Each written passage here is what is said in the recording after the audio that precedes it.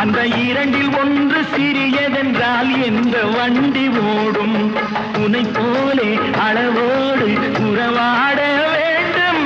உயர்ந்தோறும் தாழ்ந்தோறும் உறவு கொள்வது அது சிறுமை என்பது அதில் அர்த்தம் உள்ளது. பரமசிவன் கழுத்தில் இருந்து பாம்பு கேட்டது, கருடா சௌக்கியமா? யாரும் இருக்கும் இடத்தில் இருந்து கொண்டால் எல்லாம் சௌக்கியமே. கருடன் சொன்னது அதில் அர்த்தம் உள்ளது.